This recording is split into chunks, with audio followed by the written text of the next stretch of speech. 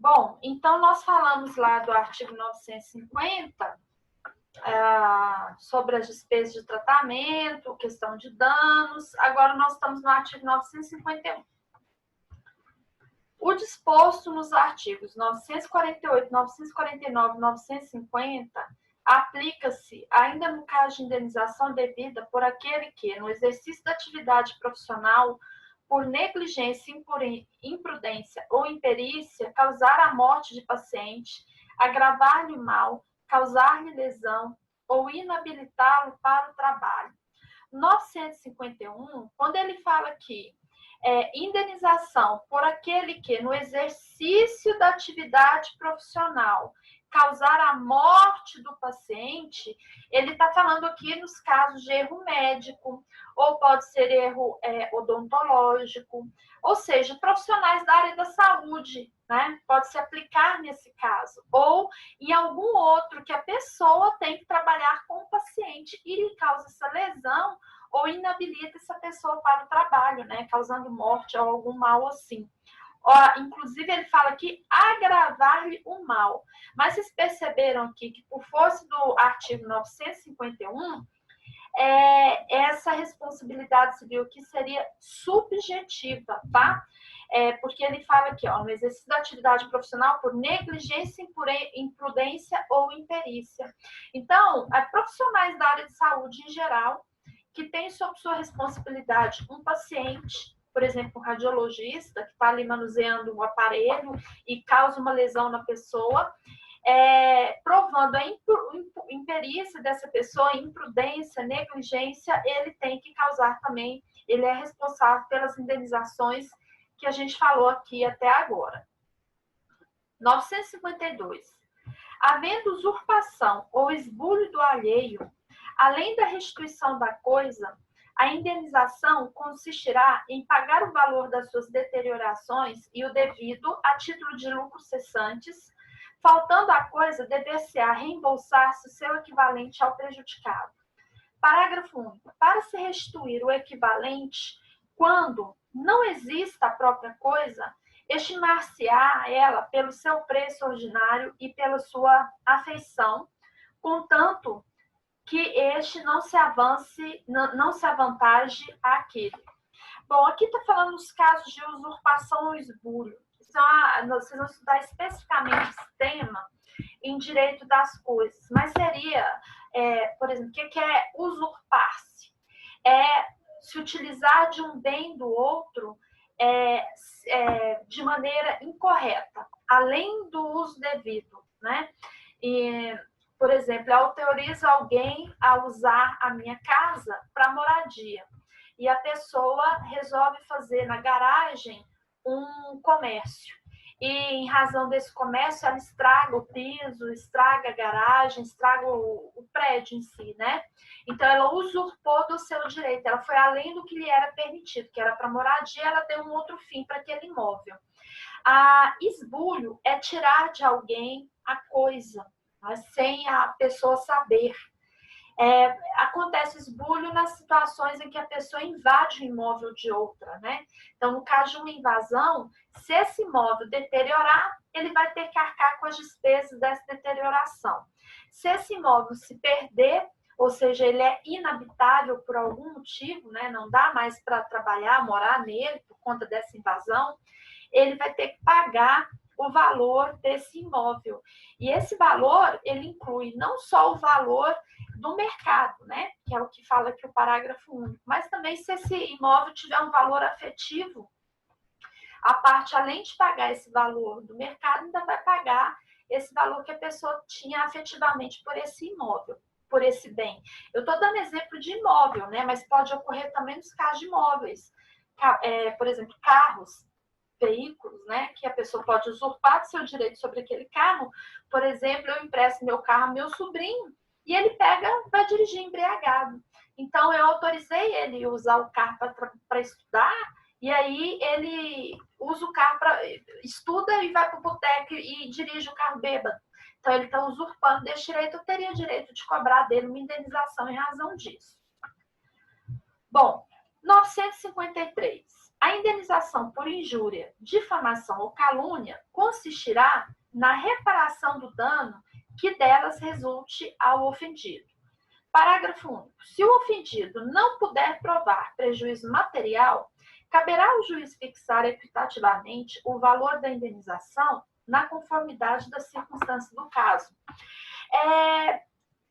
São, de novo, institutos criminais, né? Você vê aí o crime, os três aí, que seriam a injúria, a difamação e a calúnia, e que geram indenização, dever de indenizar. Novamente, ação ex delito aqui, né?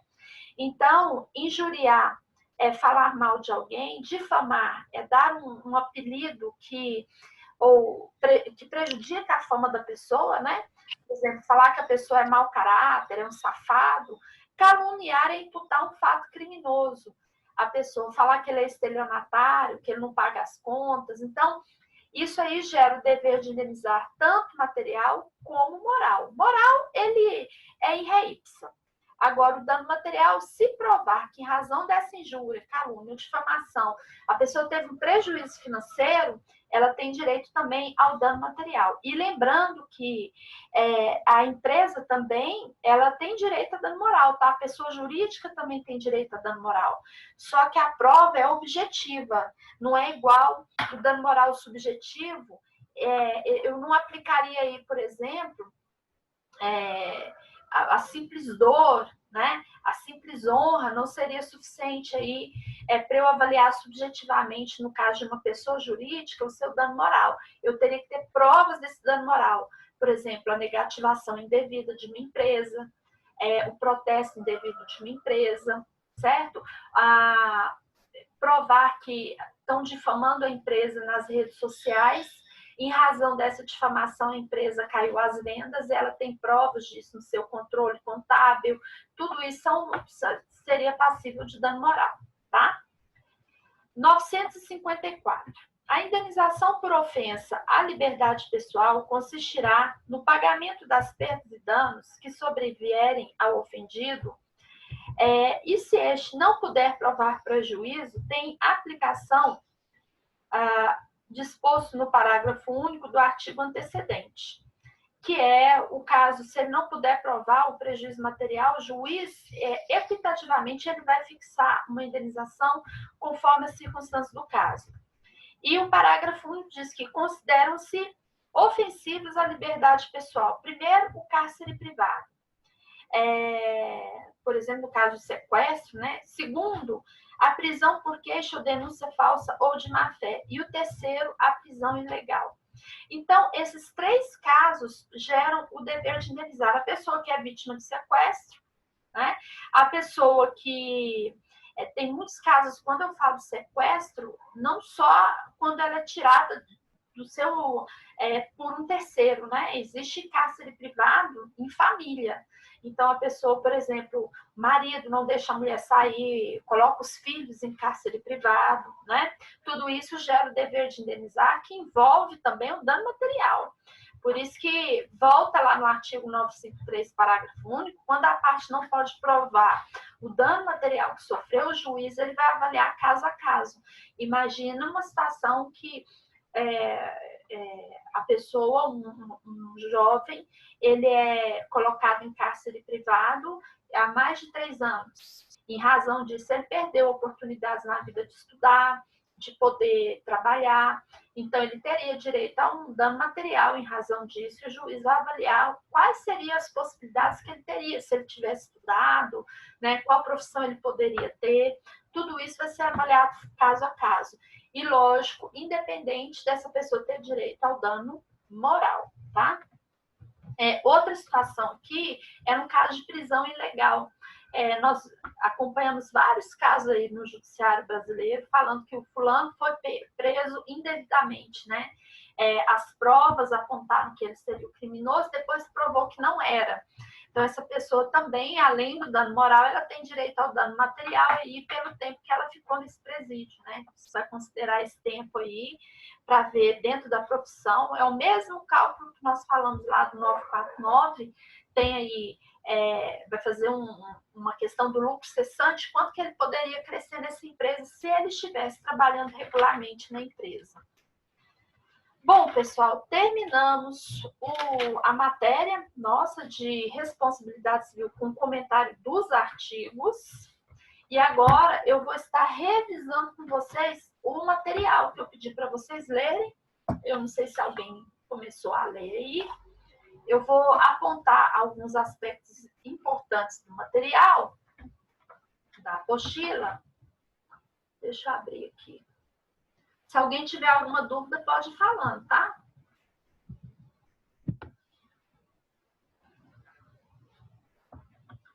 Bom, a apostila que eu coloquei para vocês, então, é um resumo de tudo que a gente está falando.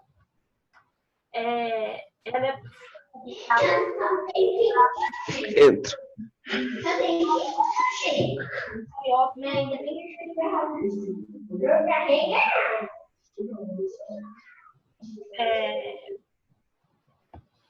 A primeira parte que ele fala aqui, do conceito de responsabilidade civil, ele está falando do dever de indenizar o dano e que esse dever ele vem de uma abstenção, ou seja, de que a parte não pode prejudicar os direitos ou causar lesão aos direitos de outra pessoa. Então, ninguém poderá praticar atos que venham causar lesões aos direitos de outra pessoa.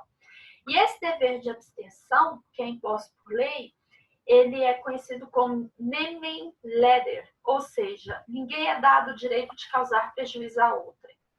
A responsabilidade civil teve a sua fonte na responsabilidade contratual, em que é necessário um contrato entre as partes, e na responsabilidade extracontratual chamada de aquiliana, porque tem as suas origens no direito romano, na lex Aquilia. Aí ele fala aí dos pressupostos, elementos da responsabilidade civil subjetiva, que além da conduta do dano e nexo tem que se provar a culpa, e na objetiva eu não preciso provar esse elemento culpa, né? Ele fala que o dano é o prejuízo que pode ser de ordem moral ou material. Nessa material envolve também até o estético, a questão da perda de uma chance, né? O que a pessoa deixou de lucrar envolve o dano material também. A culpa é o juízo de censura à conduta do agente, reprovabilidade de um direito.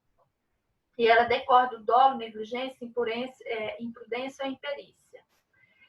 Um breve histórico aí da responsabilidade civil, relembrando isso aí, é o seguinte: a responsabilidade civil, no início, o ofendido ele respondia ao dano que sofreu de uma maneira imediata, né?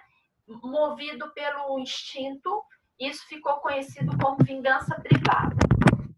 E aí, essa vingança privada seria a primeira fase da responsabilidade civil, que seria, então, nas etapas históricas da responsabilidade civil, ela nasceu objetivamente, né? Se provava apenas conduta, dano e nexo. Logo depois, foi criada a ideia do castigo na lei do talião, que ela buscou limitar essa vingança privada, que advinha do puro instinto do indivíduo. Então, criou-se a lei do talião com o seguinte objetivo: olho por olho, dente por dente, ou seja, aquilo que você sofreu é o direito que você tem de retaliação, né? Vamos dizer assim. Então, se a pessoa furtou algo seu, você tem direito de arrancar a mão dessa pessoa. Se a pessoa olhou para alguma coisa que não devia, sua, e te causou um dano, você tem direito de pedir para arrancar-lhe os olhos, né? E assim por diante seria a lei do talião. Ou seja, o objetivo era diminuir a força da vingança privada, que não tinha limite. Mas ainda na lei do talião, a responsabilidade ainda seria objetiva, não se questionava que culpa ou dolo do agente agressor. Depois, essa retaliação, ela foi substituída por uma ordem econômica, que aí começou a nascer, que é a pecuniária, a responsabilidade pecuniária. Inclusive, uma das formas da parte responder pelo dano que causou a outra era com o próprio corpo. Ela se oferecia como escravo, né? Então, era muito comum a pessoa estar devendo e a forma dele pagar essa dívida, se ele não tinha meios para pagar, era que ele ficasse como escravo ou desse alguém de sua família como escravo para pagamento dessa dívida. Quando o Estado... Então, até esse momento, nós tínhamos aí a responsabilidade civil objetiva. A partir do momento que o Estado é estruturado, essa vingança privada ela é banida e não é mais possível a vítima fazer justiça com as próprias mãos. Então, há necessidade da composição com o intermédio do Estado. Essa composição passa a ser obrigatória e fica vedado aí o uso das próprias mãos, dos próprios meios, né, por própria força, responder a esse dano. Por isso que hoje a gente usa o termo vingança, né? Vingança vem em suas origens exatamente disso aí. Seria quando a pessoa pretende agir com as próprias mãos.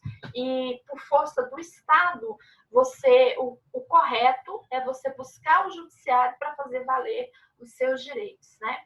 Então, os romanos, eles começaram a diferenciar essa composição de maneira que ela fosse obrigatória por meio dessa figura do Estado, né, do representante do governo, e ele fez outra diferença entre os delitos públicos e os delitos privados. Nesses delitos privados, em que se prevalecia a responsabilidade objetiva, ele foi sendo suprimido pelos delitos públicos, que eram muito maiores, né? Passou a ter não eram que eram maiores, eles passaram a ter uma repercussão maior do que os privados. E nesses delitos públicos passou a surgir aí a responsabilidade civil subjetiva, em que se tinha de provar a culpa ou dolo aí do agente agressor.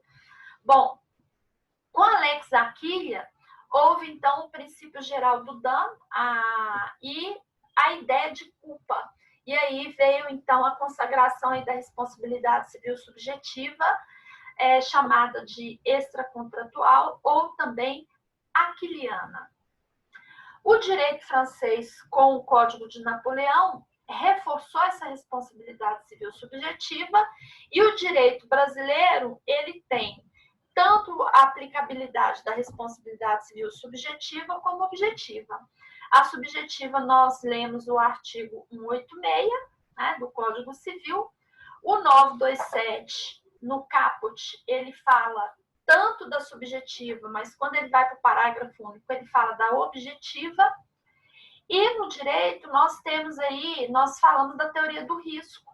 Então, reforçando, a responsabilidade civil subjetiva, que se avalia culpa, é onde se aplica a teoria da culpa. Ela também é chamada de extracontratual, ou seja, ela não advém de um contrato, mas ela é resultado de um ato ilícito, e, para tanto, eu avalio culpa, dolo, não tem um contrato entre as partes, por isso ela é chamada de aquiliana, né? Porque ela teve suas origens na Lex Aquila, do direito romano.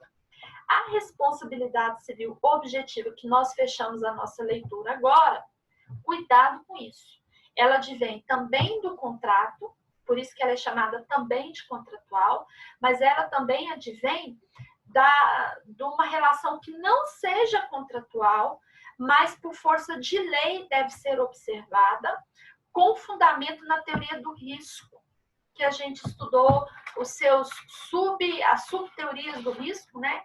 Que é a do risco integral, a teoria do risco criado, a teoria do risco proveito, do risco social. Então, há subteorias da aplicabilidade desse risco. Então, nós falamos do artigo 928, 932, 936, 937, 938, 944, todos eles aplicam aí a responsabilidade civil objetiva. E lembrando que no caso do risco integral não tem nem excludente licitude, que é o que eu vou estar falando com vocês agora. Bom, então a objetiva, ela se aplica em dois casos. Primeiro, contratualmente, que é o que a clássica, né, conhecida como teoria responsabilidade civil objetiva ou contratual, mas também nos casos em que não há contrato, ela também se aplica por força da teoria do risco, certo? E, em razão disso, ela não advém só do ato ilícito, mas ela advém também do ato lícito. Mesmo sendo o ato lícito, por força dessa teoria do risco, eu aplico essa responsabilidade civil objetiva. Mas como é que o ato lícito gera um dano? Ele gera um dano à parte quando lhe fere o direito, por exemplo, da isonomia, de ser tratada como igual ao outro, o outro nas mesmas situações, né? Tratar igual como igual, desigual como desigual. Então, se em razão de um ato lícito, eu me comparando ao outro, eu fui prejudicada, eu tive menos benefícios do que o outro, eu sofri um dano. Tá? E aí eu tenho direito aí de pedir essa indenização à luz da responsabilidade civil objetiva. Bom, a responsabilidade civil objetiva, então, não se questiona a culpa, e ela é aplicada no CDC, no seu artigo 6º, de uma maneira geral, ele fala que se aplica a responsabilidade objetiva em todo o Código de Defesa do Consumidor. A única exceção que não se aplica é o artigo 14, do parágrafo 4º, que vai falar dos profissionais liberais. Para os profissionais liberais, aplica-se a responsabilidade civil subjetiva. E nós lemos aqui, por exemplo, terminamos nossa leitura no comentário dos artigos, exatamente a esse respeito. Quando o dano é causado por um profissional da saúde, por exemplo, o artigo 951, eu tenho que provar ali a sua imprudência, imperícia ou negligência na sua atividade. Então, você tem aí reforçado a responsabilidade civil subjetiva, por exemplo, questão de erro médico, a questão do próprio advogado, que é um profissional liberal, o dentista, que é um profissional liberal. Então, todo profissional liberal que causa dano a alguém, por força do CDC artigo 14 e do Código Civil, ele também seria... ele responderia subjetivamente. Essa é a única exceção no Código de Defesa do Consumidor. Todos os demais casos que envolvem relação de consumo, você aplica neles a responsabilidade civil objetiva. Bom, existe a responsabilidade civil também objetiva aplicada no caso do abuso do direito, que é o 187 do Código Civil. Ele, por força do critério finalístico, né, adota-se aí o critério objetivo finalístico. Isso está lá no enunciado 37 da Jornada de Direito Civil. E ali, nesse caso do 187, eu não precisaria avaliar a questão de culpa. Nós falamos do fato de terceiro, que é o 933, que é a responsabilidade objetiva, o fato de animal, que é o 936, no caso de ruína de edifício ou construção, 937, o 929 e o 930, responsabilidade de pessoa que agiu em estado de necessidade, que respondem objetivamente. E no caso do risco integral, eu não teria aí sequer as excludentes de ilicitude. Então, vamos falar agora das excludentes de ilicitude, né? O que seriam as excludentes de ilicitude? Eu vou começar a falar aqui do que a gente já estudou. O próprio nome já fala, né? Excludente de ilicitude são aqueles casos em que a pessoa, mesmo tendo cometido o ilícito, né? Lembrando que esse ilícito pode ser civil ou criminal, porque nós temos a repercussão da responsabilidade civil aí no delito, que é por isso conhecida como ex-delito. Então, na responsabilidade civil, mesmo tendo praticado o ilícito, seja civil ou criminal, a parte ela pode invocar uma excludente de ilicitude, né? Deixa eu só digitar aqui o artigo 37, parágrafo 6º, que eu quero ler com vocês. Constituição Federal. Tá. Então, eu vou comentar o que nós já estudamos lá no artigo 188 do Código Civil, no caso da responsabilidade civil subjetiva. Ou seja, quando é que o agente agressor não responde pelo dano que ele causa? Quando ele prova que houve, nesse dano que ele causou aí, ele decorreu de um estado de necessidade, lembrando que essa necessidade foi absolutamente imprescindível para ele proteger alguém, né? Então, o objetivo desse estado de necessidade aí é para livrar alguém ou alguma coisa de um perigo iminente. Então, o estado de necessidade, a legítima defesa, né? Até o estrito cumprimento do dever legal, que está lá no Código Penal, seria casos de irresponsabilidade, né? De uma excludente de ilicitude. Não de irresponsabilidade, mas de excludente de ilicitude. Bom, nós vimos também que o caso fortuito ou força maior seriam casos também de excludentes de ilicitude. Então, se uma pessoa age, mas movida por... ela causou um dano a alguém, mas por força de um terremoto, o carro saiu rodando e teve uma enchente na rua e, em razão disso, esse carro saiu rodando por força da água e bateu num carro vizinho ou derrubou o muro da parede da casa da pessoa do imóvel da pessoa. Nesses casos, ele teria aí as excludentes de ilicitude, tanto por força maior ou caso fortuito. Agora, na teoria do risco, nos casos de risco integral, que eu já falei para vocês, que englobam todos os danos ambientais de uma maneira geral, por força do artigo 225 da Constituição Federal, não se aplica excludente de ilicitude. Então, em regra, os danos causados ao ambiente, não interessa se foi culpa da vítima, se foi caso fortuito, se foi força maior, o agente agressor, ele responde objetivamente, ou seja, basta provar a conduta dano nexo, e ele não tem excludentes de ilicitude para ele poder não responder por esse ato delituoso, certo? E o risco administrativo, o próprio nome já fala, né? Seria em razão da administração pública causar um dano ao particular. Nesse caso, ela responde também objetivamente, só que ela tem as suas excludentes. Bom, vamos falar aqui do risco administrativo, que ele está regulamentado no artigo 37 da Constituição Federal, que diz assim: a administração pública, direta e indireta, de qualquer dos poderes da União, Estado, DF, município, obedecerá aos princípios da legalidade, impessoalidade, moralidade, publicidade, eficiência e também ao seguinte, parágrafo 6º, as pessoas jurídicas de direito público e as de direito privado, prestadores de serviços públicos, responderão pelos danos que seus agentes nessa qualidade causarem a terceiros, assegurado o direito de regresso contra o responsável nos casos de dolo ou culpa. Bom, primeiro, quem são as pessoas jurídicas de direito público? Seria aí o que compõe aí a administração pública direta. União, Estado, Distrito Federal, município, eles são pessoas jurídicas, eles não são órgãos. Prefeitura é que é órgão, né?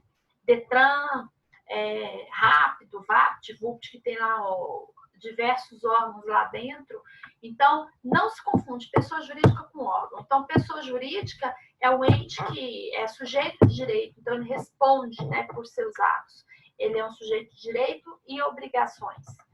Então, nós temos aqui pessoa jurídica de direito público que compõe a administração pública direta, seria União, Estado, Distrito Federal, município.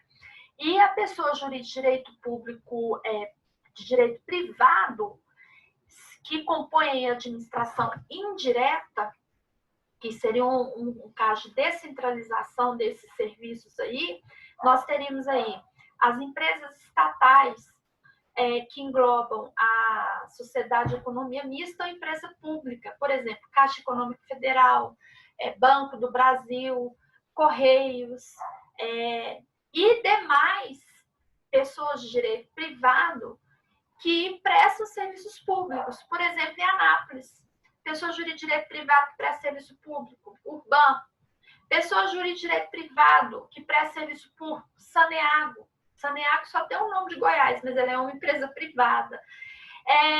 Energia elétrica, Enel, sei lá o nome que fala disso, que é uma pessoa de direito privado que presta serviço público, que é eletricidade. Resumindo, o que é que esse artigo está dizendo? Todos os seus agentes são representantes dessas pessoas jurídicas. Lembra do artigo 115 do Código Civil? O que o representante é? Aliás, o próprio 932, nós lemos, né, do Código Civil também, que fala da responsabilidade civil, ele vai dizer exatamente isso. Esses representantes, eles agem em nome da pessoa jurídica. Então, se um agente ou um trabalhador de uma Enel na vida te causa um dano, quem responde por esse dano não é esse trabalhador, é a pessoa, no caso da Enel, a pessoa jurídica de direito privado, né? Então, seria a Enel que vai te responder. E essa responsabilidade, ela é objetiva. O que você tem que provar ao juízo é que houve uma conduta, em razão dessa conduta te causou um dano, e há uma relação entre essa conduta e esse dano que te foi causado. Só isso. Cabe à empresa provar que não houve culpa ou dolo da parte dela, né, nesse dano que te foi causado. Imagina que teve uma situação que chega a ser cômica, para não dizer trágica. Eu tive um caso de uma pessoa que ficou sem água na sua residência quase um mês. E água não precisa nem falar, né? É essencial. É um bem de consumo considerado essencial. Sem ela você não tem nem vida. E essa pessoa ficou sem um mês e reclamando para a Saneago. Olha, nós estamos sem água, está com problema de água, tarará, tarará. E a empresa falando que era um problema no relógio da pessoa. A pessoa foi lá, gastou dinheiro, olhou o relógio, viu se era o relógio, e não era o relógio. O que aconteceu? Fizeram um buraco na porta da pessoa, porque para trocar manilha, sei lá o que foi, e nessa troca fechou o registro. Eu nem sabia que tinha registro embaixo de terra. E fechou o registro lá, e em razão disso não chegava água para a pessoa. E a pessoa ficou sem água, teve que tomar banho na casa dos outros, e ainda teve que trocar relógio, teve gastos, né? Sem saber o que estava acontecendo, quando de fato era tal do relógio embaixo lá do registro, que foi fechado ali na rua, e aí a água não chegava para ela. Então, nesse caso, ela só teve que provar o quê? Houve uma conduta, um dano e um nexo. A conduta que ela ficou sem água, o dano, inclusive na esfera moral, né, questão de higiene, e a relação disso. E aí, a empresa tinha que provar que não houve culpa dolo, o que ela não conseguiu, porque foram eles que fecharam. Nesse caso, o que o artigo está falando? Tendo sido apurado esse fato e o consumidor, que isso aqui é até uma relação de consumo, né? Quando envolve empresa privada, a relação é de consumo, mesmo sendo prestadora de serviço público.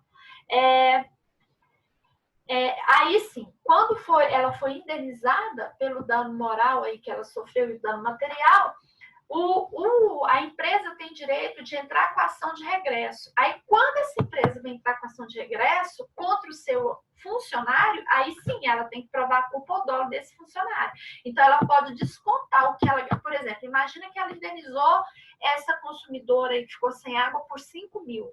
Ela entra com uma ação naquele próprio processo ali de regresso contra o agente, o seu empregado, né, o seu servidor, sei lá o que é, e ali ela cobra dele esses 5 mil, mas para ela ter direito de cobrar isso, ela tem que provar que esse agente agiu com culpa ou dolo, ou seja, a responsabilidade do consumidor para com essa empresa prestadora de serviço é objetiva, mas a empresa, quando ela vai cobrar do seu trabalhador, ela passa a ser subjetiva. Ela não consegue receber desse trabalhador se ela não provar culpa ou dolo. Porque pode ser que o trabalhador agiu com a diligência necessária, mas que por um defeito ali no registro, que aí já não é de competência dele, ele prova que não foi ele que... Ele abriu o registro, mas o registro estava com problema lá dentro, não abria, não funcionava. Então, se não provar que ele foi negligente, imperito, imprudente, ela não consegue receber esse dinheiro do seu trabalhador, certo? Então, o artigo 37, na primeira parte, ele fala aí no parágrafo 6º, da responsabilidade civil objetiva, que é do usuário ou do consumidor em relação ao serviço público que recebe. E na segunda parte, ela é subjetiva, que é quando essa pessoa jurídica quer receber do seu trabalhador que causou esse dano a esse consumidor ou usuário.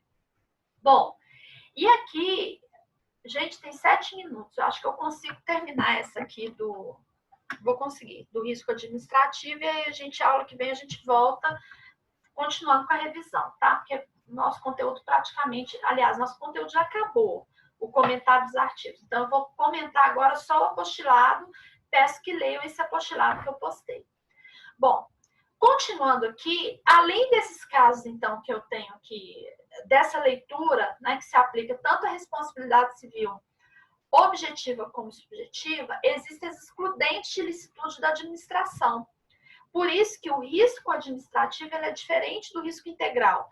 Repetindo, o risco integral, responsabilidade civil ela é objetiva, porque é a teoria do risco que nós estamos falando, logicamente ela é objetiva, mas não tem excludente, não se aplica excludente. No risco administrativo, eu posso aplicar caso fortuito, força maior, culpa da vítima. Lembrando que a culpa da vítima pode ser exclusiva, ela mesma causou todo o dano que sofreu, ou concorrente, ela concorreu para esse dano, aí cada um arca com a parte da sua responsabilidade. Fato do príncipe. O que é o fato do príncipe? A administração causou um dano a alguém, mas ela teve que causar por uma situação que o governo federal determinou, que foi assim. Olha só essas situações aqui, vou dar o exemplo do Covid. A pessoa, já que estamos falando de responsabilidade civil, imagina que tem uma pessoa doente, que ela vai ao SUS, por meio do SUS, para ser atendida, e ela, ao chegar lá, não tem um exame para ver se era Covid. Aí, como não tem um exame, ela volta para casa e logo depois ela adoece e fica em estado grave, né? Não recebe o tratamento adequado. Aí, ela teria direito de entrar com a ação, porque ela tem provas de que ela foi lá no SUS, né? E não recebeu atendimento? Tem direito de entrar com a ação, sim. Aí, ela tendo provas de que não recebeu o tratamento adequado, que ela estava com Covid, logicamente, vou fazer por outra via, para provar isso. Responsabilidade civil objetiva, teoria do risco administrativo. Qual a defesa que esse sistema aqui, que esse hospital municipal, por exemplo, tem para falar que ele não pode ser punido, responsabilizado? De que ele não recebeu os exames necessários para fazer aquilo ali. Mas ainda assim, eu entendo que a administração responde, porque existe o princípio da dignidade da pessoa humana e tratados internacionais que o Brasil assinou. Olha o problema que a gente está gerando com a questão da pandemia. Então, ele pode alegar o fato do príncipe, falando assim, olha, ele pode alegar, tá? Ele tem essa defesa. Eu não posso ser responsabilizado, primeiro, porque nós estamos vivendo aí um estado de calamidade, e o estado de calamidade, ele invoca aí o caso fortuito e força maior, para ele se eximir dessa responsabilidade. E, além disso, eu tenho aí o fato do príncipe também, porque nós não recebemos esses exames, né, para fazer aqui no hospital para a região. Então, para eu poder diagnosticar a pessoa com o Covid. Olha que problema. Esse camarada aqui, ele pode reclamar, inclusive, na Corte Interamericana de Direitos Humanos. Por quê? Por isso que a gente tem, gente, orientações, elas têm patamares de orientações, né? Qual é a orientação que recebe? Que as pessoas ficam reclusas, que é para ficar em quarentena. Mas se a política tem orientado a não ficar em quarentena e eu tenho um número grande de vítimas, quem está contribuindo para ser vitimizada é o próprio povo. Olha que problema. Se foi recebida orientação de um órgão internacional para você não sair e você saiu, então... Aí você fala, mas professor, isso não é responsabilidade do governo? Gente, isso é muito mais profundo. Se a gente vive uma democracia, que é o governo do povo, para o povo e pelo povo, o governo somos nós. Então, nós somos o governo. Então, nós mesmos estamos assumindo o risco de sair, pegar uma doença e depois não poder reclamar. Olha que problema. Então, o interessante do direito, repetindo, é que você não tem uma fórmula igual a matemática, que 2 mais 2 é 4, não. Cada caso é um caso. Tem como uma vítima dessa pode levar isso para a Corte Interamericana dos Direitos Humanos e o Brasil ser condenado por não estar seguindo orientações da OMS, né? E sofrer aí, quando ele não recebe orientações da ONU, da OMS, ou seja, do que é repassado, e ele tem tratados internacionais, e por força desses tratados ele é obrigado a cumprir essas recomendações, aí sim o Brasil poderia ser punido e sofrer interdições, inclusive, internacionais, né? Você sabe que a Anápolis sofreu interdição nacional, uma época aí. Então, é possível, internacionalmente, a gente sofrer também interdições, né? Isso vai depender do que chegar, quem reclamar e do que chegar numa corte dessa internacional de reclamação e o Brasil ser punido. Então, o negócio é muito sério do que a gente está vivendo e, principalmente, repercussão nessa área de responsabilidade civil, o que a gente pode passar. Pessoal, então, o risco administrativo, ele admite essas excludentes, que seria o fato do príncipe, que eu disse que é a responsabilidade do governo, a princípio, e outra excludente seria o fato da administração. A própria administração em si criou normas que levam a prejudicar o direito de uma pessoa, mas por questão administrativa, e que foge ao controle específico da responsabilidade civil, tá? Logo mais nossa aula acaba e semana que vem a gente volta aqui comentando outros textos de lei a respeito da responsabilidade civil, tá? Falta menos de 1 minuto. Alguma dúvida?